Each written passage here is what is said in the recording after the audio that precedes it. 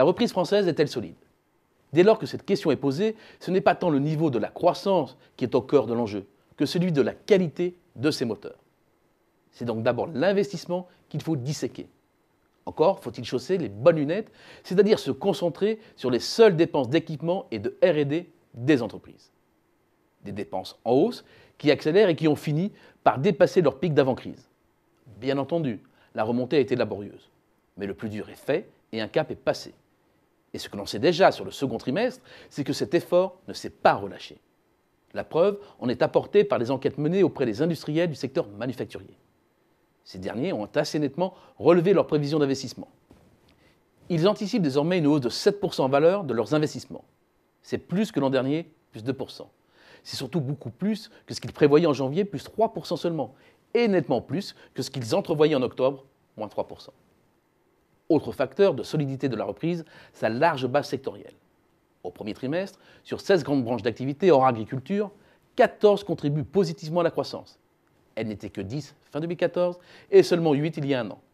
Et compte tenu de l'orientation prise par les dernières enquêtes de conjoncture, aussi bien celles concernant le négoce, les services, le commerce ou l'industrie, la poussée générale se confirme.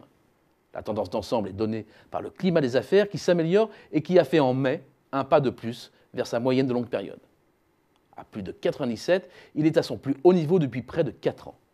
Et cette remontée devrait se confirmer au fil des mois. Il y a d'abord la dynamique de la demande intérieure, qui reste favorable. Il y a ensuite le réveil confirmé des demandes domestiques chez nos voisins immédiats, ce qui ouvre des débouchés extérieurs. Enfin, le gros point noir du BTP devrait se débloquer. Or, précisément, la construction est un facteur décisif d'accélération de la reprise. Il manque aujourd'hui à l'appel, mais dans notre scénario, le cycle du BTP est simplement retardé. Les tout premiers frémissements sont d'ailleurs déjà perceptibles. Du côté des promoteurs, les ventes s'accélèrent avec le retour des petits investisseurs séduits par le Pinel. Du côté des banques, l'explosion de la demande de crédit à l'habitat est également bon signe.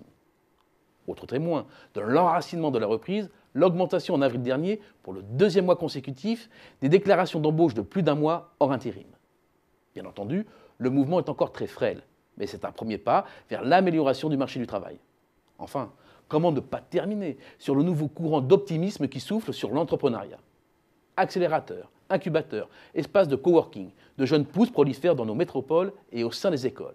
Et cela commence à se faire sentir sur les créations d'entreprises qui décollent depuis plusieurs mois maintenant et qui semblent définitivement tourner la page aux années de crise.